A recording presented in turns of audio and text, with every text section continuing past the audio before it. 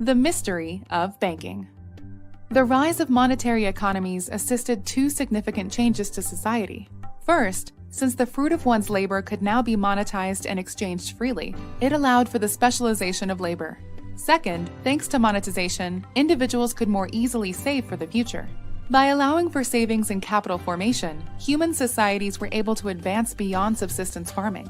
But with savings came another critical issue: security. The banking industry allowed consumers to keep their gold or silver in protected vaults, and in return, they received paper receipts, which is easier to carry than heavy metal coins. The receipt entitles the owner to claim his goods at any time he desires, like keeping personal items in a warehouse.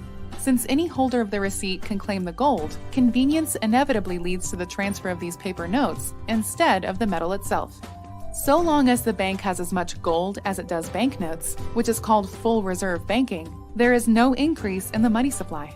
What if, however, the bank realizes that money kept in the bank is not needed all at once?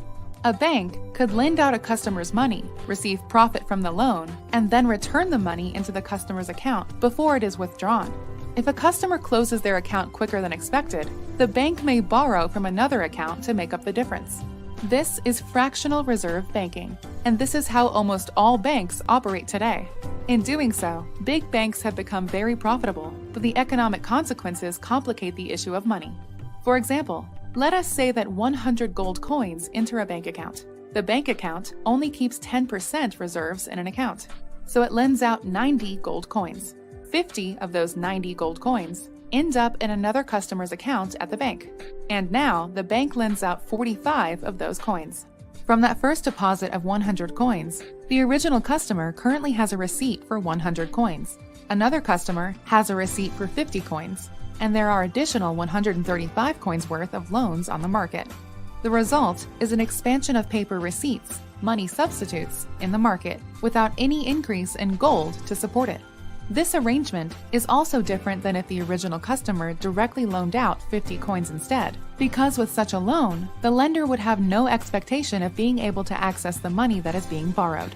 These unbacked banknotes, like counterfeiting a coin, is an example of inflation, which may be defined as an increase in the economy's supply of money, not consisting of an increase in the monetary base. These types of fractional reserve banks, therefore, are inherently inflationary institutions.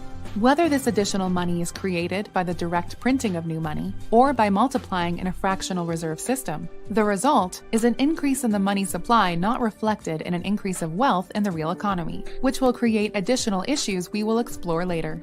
Another issue that arises with fractional reserve banking is what happens if customers lose confidence in the bank. Bank panics are devastating, not only because a large withdrawal of money from an over-leveraged bank hurts other customers, but it can lead to better managed banks being similarly stressed in ways they did not anticipate. As such, many of the criticisms of instability prior to the Federal Reserve has little to do with gold as money, and everything to do with the lending practices of banks themselves. Many, as we will see, were problems that resulted directly from government policy designed to increase its control over money and banking. To understand money as it exists today, far removed from any sort of commodity standard, we must understand why control over money is so important to the state.